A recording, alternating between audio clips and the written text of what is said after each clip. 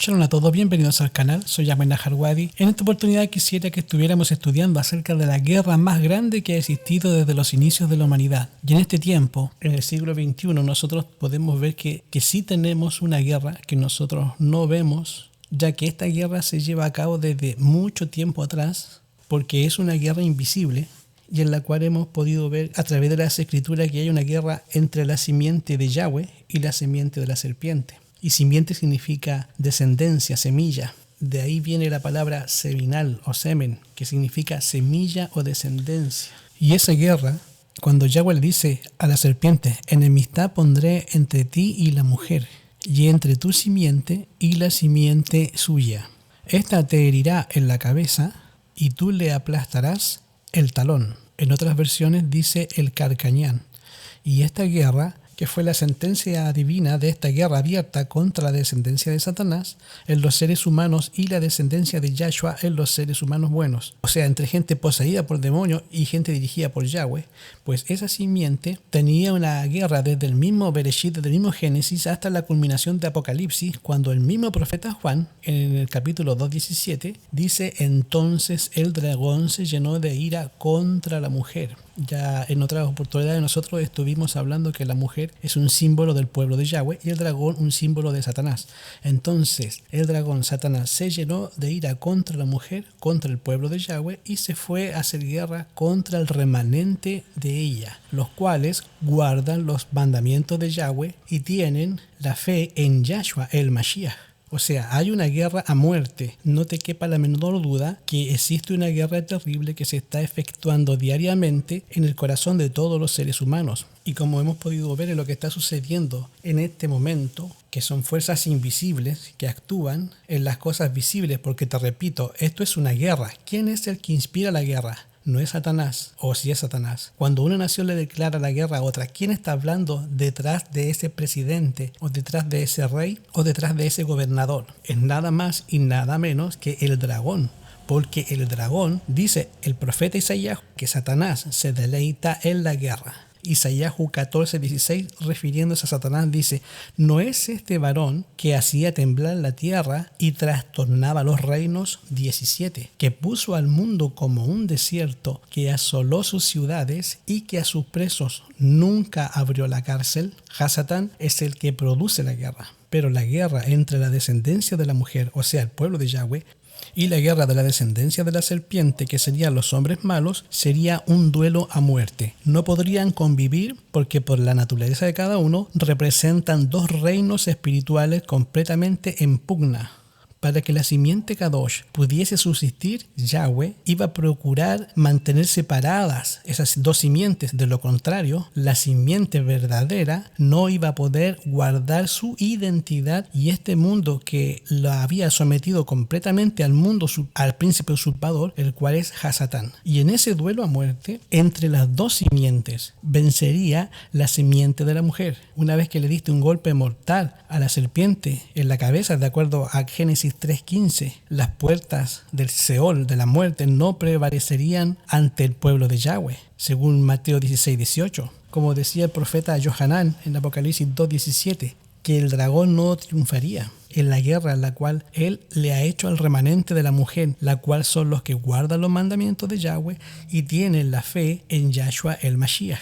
Ahora, el saber que muy pronto el Mashiach va a aplastar a Hasatán bajo nuestros pies, según como lo dice el libro de Romanos 16:20. La lucha, el enfrentamiento, la confrontación entre la simiente de la mujer y la simiente de la serpiente comenzaron a hacerse presentes, ya que entre los hijos de Adán, y especialmente en el nacimiento de su primer hijo, Caín, se perpetró el primer asesinato de la historia, el cual lo llevó a cabo Caín, según Génesis 4. Y ahí se pudo ver cuáles serían las verdaderas intenciones de Satanás para todos los que le obedecían a Yahweh y los que se aferraban a la promesa de Génesis 3:15, en la cual nos habla de una redención que es con la simiente divina. Las dos simientes siempre se han desarrollado juntas y se han expandido. Recordemos que al principio estaban bien distanciadas. Y recordemos que las escrituras en el libro de Bereshit nos dice que la simiente se llamó hijos de Yahweh. Esto está en Génesis verso 4, 25 hasta Génesis 5, 32. Pero la simiente de Hasatán se llamaba los hijos de los hombres en Génesis 4, 16 al 24 y Génesis 6, 2 al 4. Lo repito una vez más, la simiente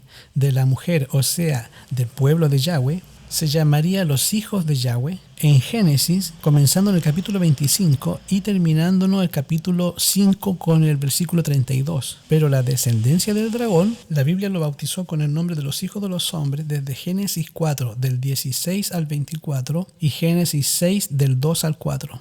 Ahora, cuando esta distinción se perdió, cuando la tierra fue llenada de violencia, cuando los hijos de Yahweh, descendientes de Yahweh mediante la mujer, es decir, el pueblo de Yahweh, se casaron con los hijos de los hombres, que eran los hijos del dragón, manifestados en la vida de los hombres malos, a quienes Hasatán tomaba posesión de ellos para hacer la guerra a Yahweh y a sus santos. Cuando estas dos simientes se unieron mediante el matrimonio, dos simientes humanas, entonces Hasatán quiso, a través de este medio, destruir la descendencia de donde vendría el Mashiach, mediante la amalgamación o la unión de los hijos de Yahweh con los hijos de los hombres. Y Yahweh tuvo entonces que preservar la simiente por vía de Noé, que no se unió con los hijos de los hombres, es decir, con los descendientes de la simiente de Satanás. Y entonces, en consecuencia, Yahweh preservó la descendencia a través de Noé, para que preservara la simiente prometida de Génesis 3:15, porque de esa simiente vendría el Salvador, el Mashiach. Luego, no en 200 ni 100 años después, en el tiempo del diluvio, hasta Babel, la tierra se llenó de rebelión contra Yahweh cuando el mundo todavía era joven, ya que se levantaron en Babel y construyeron una torre, donde luego se levantó ahí, en esa parte, Babilonia. Pero Yahweh dejó que ellos pelearan entre sí mediante la confusión de las lenguas, hasta que esto dispersó a los hombres de su obra nefasta de hacer la guerra a Yahweh mediante un altar en la cúspide de ese lugar, en el Sigurat, allá en Babel.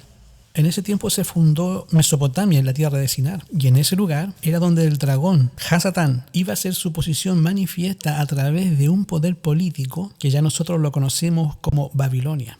Ahora nosotros encontramos a Cam, y saben ustedes que Cam fue el que cometió el pecado que marcó las generaciones futuras, porque Nimrod fue el primer hombre poderoso quien fundó a la ciudad de Nínive, que fue después la capital de Asiria, y también fundó a Babilonia. Nimrod, que en hebreo da en la gematría, en el valor numérico, que es el valor de las letras en hebrea, la palabra Nimrod da 666.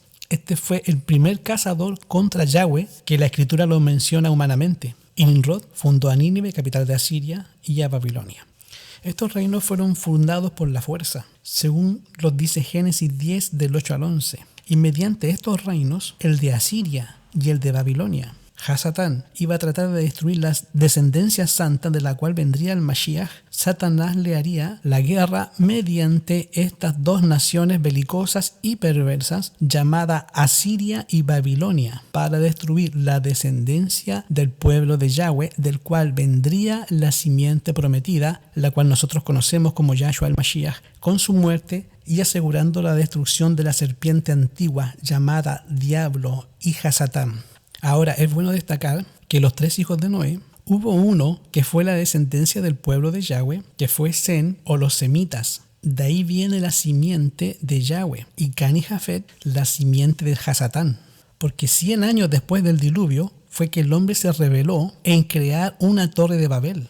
De esta forma, Hasatán, a través de Can, vinieron los africanos, los etíopes, los egipcios y los cananeos, que fueron enemigos del pueblo de Yahweh. De Jafet vinieron los romanos, los griegos, los medos, que fueron enemigos del pueblo de Yahweh. Pero de Sem vinieron los hebreos, entre otros. Yahweh llamó a Abraham descendiente de Sem, la simiente de los hijos de Yahweh, para hacer de él un pueblo distinto, que lo representase ante el mundo. De su simiente provendría toda la bendición para toda la humanidad según Génesis 12. Pero a medida que pasaba el tiempo, el árbol genealógico de la simiente de la mujer perdería muchos gajos, muchas ramas. El primero fue Ismael, quien provino de una mujer que no era la de Abraham y que dio origen a todo el pueblo árabe. El segundo fue Esaú, quien tomó en poco el privilegio de ser contado entre la simiente verdadera. Y recordemos que de su simiente provino el reino de Edom, que se transformó en otra simiente que le hacía la guerra. Gálatas capítulo 4, los versículos 29.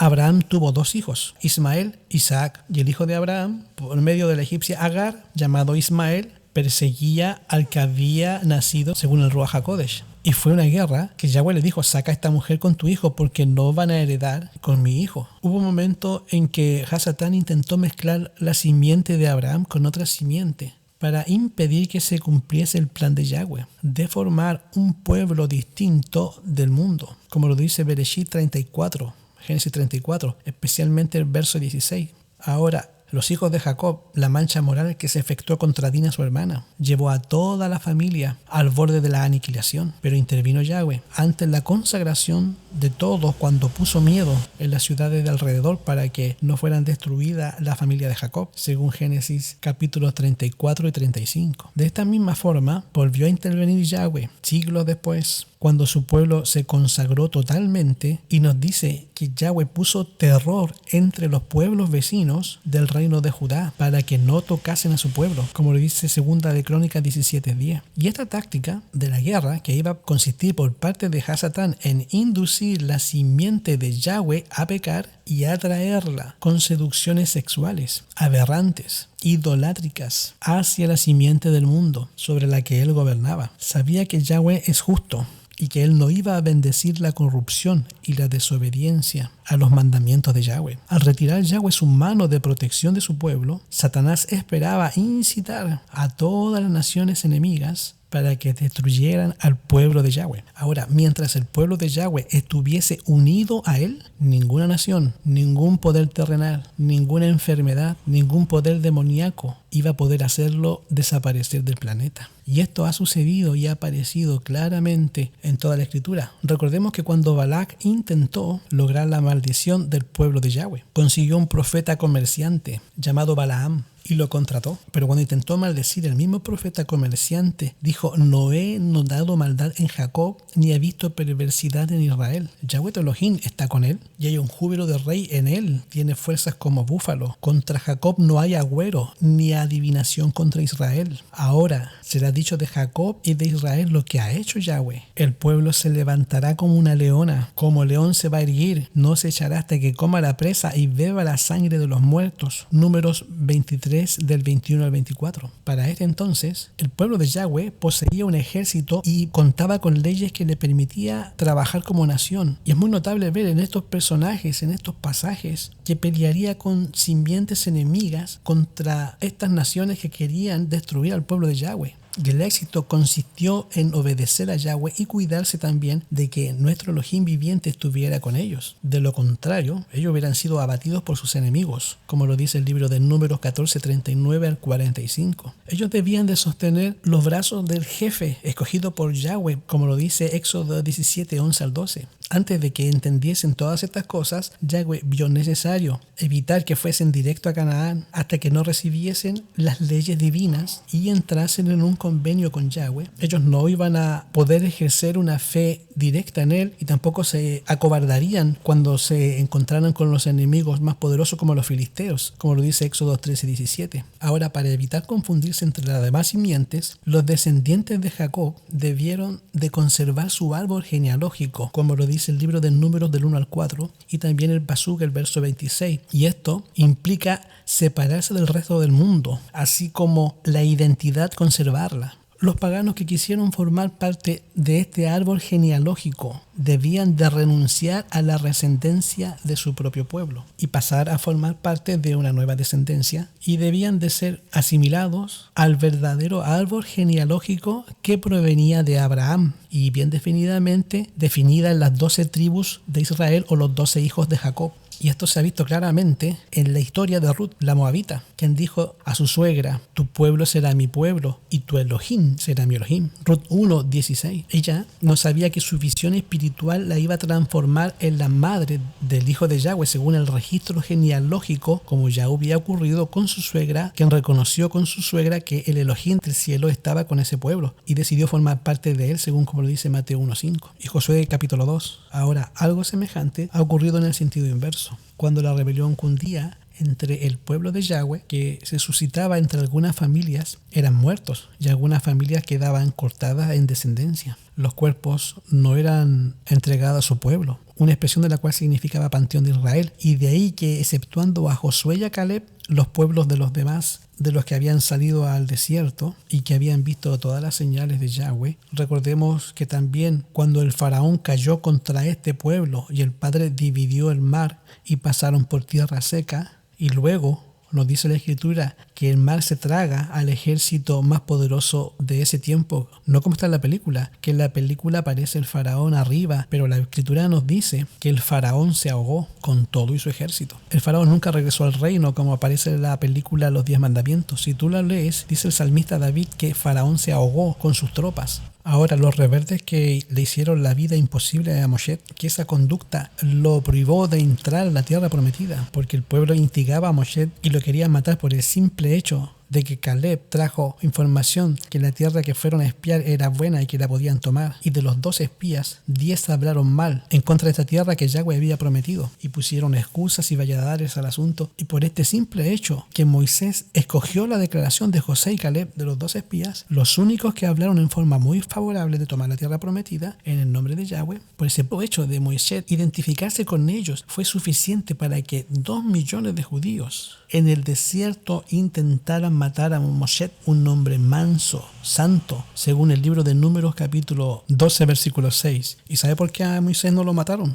Porque en el templo había una nube de gloria que representaba la presencia de Yahweh, y cuando Yahweh vio que iban a matar a su líder, esa nube se movió en el templo y se levantó, y eso provocó un terror terrible, un terror profundo. Y las piedras cayeron de las manos de estas personas que iban a lapidar a un hombre santo como Moisés, que hablaba con Yahweh cara a cara. Ahora, en casos excepcionales, algunos hijos de los que se levantaron contra su familia para rebelarse en el desierto abiertamente contra Yahweh fueron perdonados por no unirse con su padre. El más notable de los casos es la rebelión de los hijos de Coré, los cuales pasaron a ser cantores del templo de Yahweh y compusieron algunos pasuk, algunos salmos, como los salmos 42, 43, 44, 45, 46, 47, 48 y verso 49. Mateo trazó el árbol genealógico hasta Abraham, que era el padre de los creyentes, porque Matillahu, cuando fue escrito, él se dirigió a un público yahudí, a un público judío, en Mateo capítulo 1. Pero Lucas, que no era judío, él tenía un público gentil y trazó la descendencia de Yahshua hasta la creación, cuando no había aún yahudí. Lucas 3, 23 al 28. Así se ha remontado hasta la promesa hecha por Yahweh a la mujer de darle un descendiente que aplastaría la cabeza de la serpiente. Con su triunfo, mediante la resurrección de los muertos, nadie podría prevalecer contra el Mashiach, porque cuando él murió y él resucitó, se sentó a la diestra, es decir, en el lugar de honor, a la diestra de Yahweh en el mismo cielo. El libro de Hebreos 1 al 3.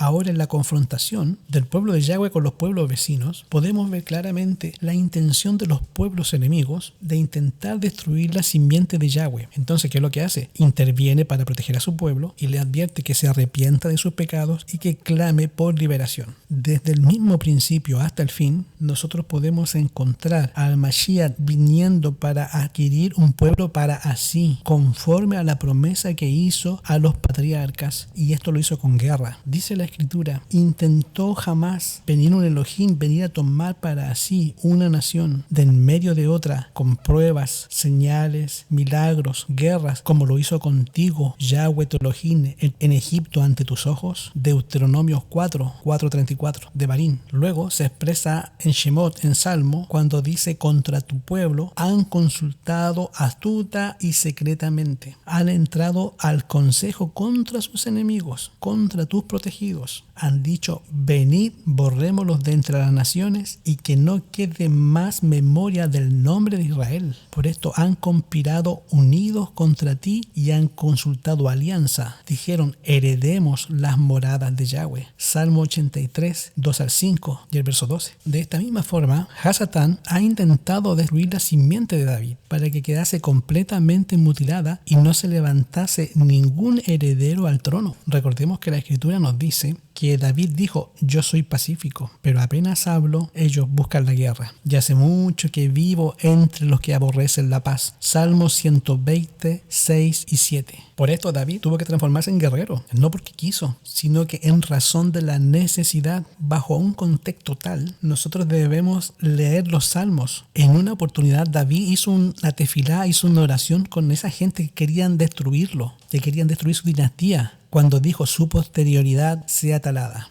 y en la siguiente generación sea raído su nombre. Venga a memoria delante de Yahweh la maldad de sus padres y el pecado de su madre no sea borrado. Estén siempre ante Elohim y él corte la tierra su memoria, por cuanto no se acordó de tener misericordia, sino que persiguió al afligido para entregarlo a la muerte. Amó la maldición y le vino. No quiso la bendición y ella se alejó de él. Salmos 109, 13 al 17. Y es en este contexto en el cual nosotros debemos de ubicar también la orden de Yahweh de destruir por completo la simiente de algunos pueblos que habían rebasado la paciencia divina, porque recordemos que se querían levantar abiertamente contra el gobierno de Yahweh. Recordemos a Amalek, el cual debió de ser raído de la tierra, según ya lo estuvimos estudiando, porque recordemos que se levantó abiertamente contra el trono de Yahweh, como lo dice Shemot 17 del verso 14 a 16, aunque esto ocurrió parcialmente en ese entonces con la victoria de Israel bajo el gobierno de Moisés.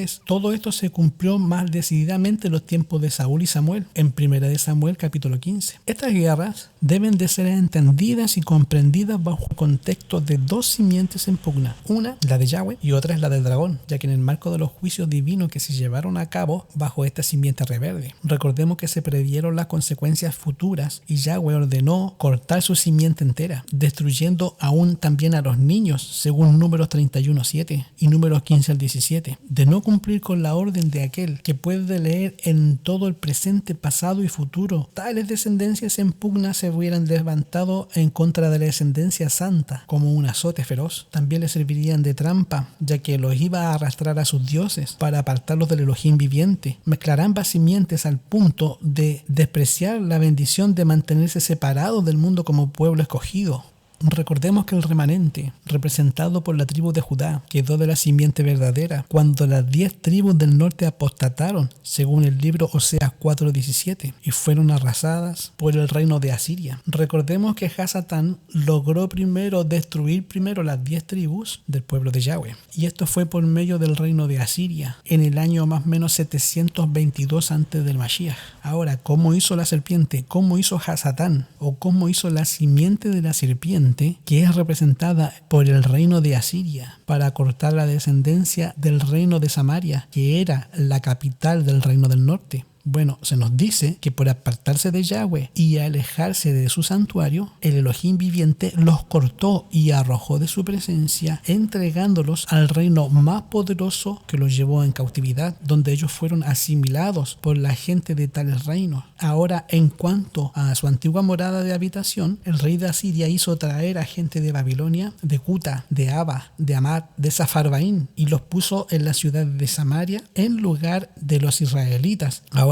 Satanás, así de esta forma mezcló la simiente de Satanás, así se conformó un pueblo híbrido, mezclado, que se llegó a conocer después como los samaritanos. producto de la unión que provocó a Siria contra las 10 tribus del norte que tenían como capital en Samaria. Ahora, la descendencia como pueblo distinto para nuestro Elohim, quedó truncada. Murió según Oseas 1:6, solo en una dimensión espiritual que abarca a los gentiles que no eran del pueblo de Yahweh, pero que luego se convertirían y continuarían en pie una simiente tal, según Romanos 2:28 y 29, cuando dijo el rabino Shaul: no es judío aquel que es de carne y hueso, sino que aquel que es del interior. Ahora, la última gran confrontación en esta guerra, que es milenaria, entre las dos simientes que han estado en pugna, se va a dar en este tiempo, cuando el mundo entero se ponga de parte de Hasatán y la simiente espiritual se reuniese en torno al monte de Sión. Ahora, esto es una realidad celestial, era una conexión espiritual, según Daniel 11, 44 y 45, Daniel 12:1, Apocalipsis 14, del 1 hacia adelante, y Hebreos 12, como ya lo estuvimos viendo. Yahweh organiza el remanente que queda en el mundo para la batalla final, como lo hizo con el antiguo Israel, al contar a su pueblo para librar la batalla y ocupar la tierra prometida, en Números, en los primeros 5 capítulos. En esta oportunidad, en cambio, se trata de un recuento que se va a llevar a cabo en la corte celestial, en el que se va a determinar qué nombres quedarían inscritos con la simiente Kadosh para librar la última batalla, como lo dice Apocalipsis 21-27. Primogénitos inscritos en el cielo, los Shamaín, según Hebreos 12:22. Israel es mi hijo, mi primogénito, Éxodo 4:22 y 23. El mundo que se junta con los demonios para destruir al resto de la descendencia de la mujer, como lo dice Apocalipsis 12:17. Esta batalla sería de orden espiritual y vencerían los que fuesen fieles y se unieron al Cordero, siendo como el antiguo Israel llamados los elegidos y fieles de Yahweh, como Apocalipsis 17:14 nos dice. Quiero destacar que desde el mismo Bereshit, desde el mismo Edén, desde el mismo principio, se ha declarado una guerra abierta entre dos simientes: la simiente de Yahweh, a través de quien vendría el Mashiach,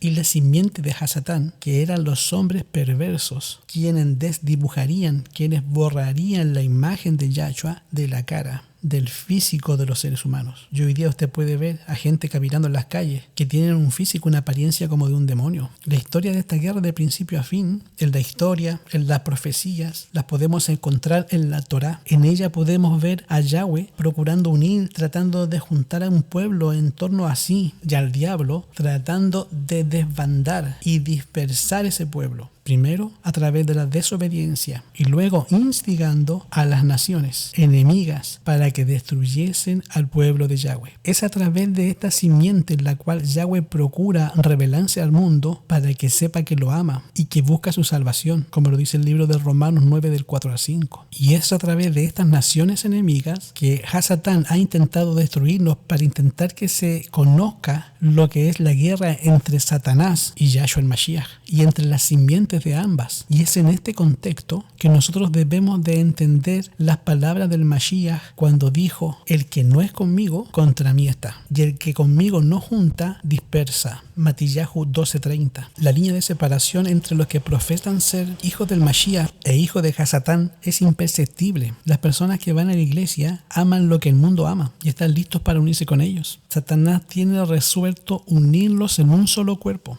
y de ese modo los va a llevar a todos a la fila del espiritismo. Por esta razón es que el pueblo de Yahweh verdadero se va a distinguir por su forma de comer, por su forma de vestir, por la forma de hablar, por la forma de trabajar, por la forma de convivir con los vecinos, por la música que escucha. Te hace un pueblo distinto a todos los demás pueblos, como lo fue el pueblo de Israel en sus orígenes. Tenían que comer diferente. Los impíos, los goyim, comían todo tipo de carnes inmundas, todo tipo de bebida espirituosa. El pueblo de Yahweh no podía beber vino fermentado, no podía comer comidas inmundas. Los yahudí vestían de una forma tal en la cual tenía un ribete azul, los cuales decían: los mandamientos observamos, los tzitzit, porque es la diferencia entre la ropa de un mundano y un seguidor del Mashiach. Tiene que haber una diferencia entre la forma de comer, entre la forma de vestir, entre la forma de hablar de un seguidor del Mashiach y de una persona goyim. Un seguidor del Mashiach no debe decir palabras obscenas porque se supone que es hijo del rey. Un seguidor del Mashiach no puede maldecir porque tiene el ministerio de la bendición. Un seguidor del Mashiach no puede engañar porque sirve a un Elohim justo y veraz. Un seguidor del Mashiach no puede tener conflicto con los vecinos porque cuando el seguidor del Mashiach es un mensajero de paz, nosotros tenemos que ser distintos a todos los demás pueblos. Y así como Yahweh preservó a un pueblo fiel a través de las edades, así también va a ser al final de la historia de este mundo. Habrá seguidores del Mashiach aparentes, pero también va a haber seguidores del Mashiach verdaderos. Y cuidado, hermano, con sacar a alguien del pueblo o hablarle a alguien mal, porque la Escritura dice, que el Elohim mismo dice, hasta que Él regrese hasta ese mismo día, porque va a haber simiente de Hasatán y simiente del Elohim verdadero. ¿Dónde lo dice? Vamos a leerlo. En Mateo capítulo 13, versículos 24 en adelante. El reino de los cielos es semejante al hombre que siembra buena simiente en su campo. Mas durmiendo los hombres, vino un hombre y sembró cizaña entre el trigo y se fue. ¿Dónde es que se siembra la cizaña? Encima del trigo. Y como la hierba salió e hizo fruto, también apareció la cizaña. Ahora la cizaña es una semilla oscura y venenosa que te produce mareo, vértigo, te puede producir hasta la muerte. Y llegando los siervos del padre de la familia, le dijeron: Adón, ¿no sembraste buena semilla en tu campo? ¿De dónde viene la cizaña? Y él les dijo: un enemigo ha hecho esto. Y los siervos le dijeron: ¿quieres que vamos y la arranquemos? Y él dijo: no, porque si arranca la cizaña, vas a arrancar también al trigo. ¿Por qué? Porque la cizaña y el trigo son idénticas. ¿Cuándo es que una cizaña se manifiesta como cizaña y el trigo como trigo? El versículo 30 dice: dejad crecer la una y la otra hasta la cosecha. El tiempo de la cosecha yo diré a los cosecheros: arrancad primero la cizaña y atadla en manojo para quemarla, mas juntad el trigo en mi almacén. Entonces podemos saber que la cizaña es cizaña cuando llega la cosecha. Y se parece tanto al trigo que sería un error arrancarlo al principio. Hay que dejarlo crecer. Y así pasa con los seguidores del Mashiach. Hay cizaña y trigo para que sean juzgados por sus frutos. Oiga lo que dice el mismo Adón y lo traduce y lo interpreta. En el versículo 37 dice: y respondiendo él les dijo: el que siembra la buena semilla es el Hijo del Hombre, o sea, Yahshua. El campo, la buena simiente, son los hijos del reino. La cizaña son los hijos del maligno. Verso 39. El enemigo que la sembró es el diablo, y la siega es el fin del mundo, y los cosecheros son los ángeles.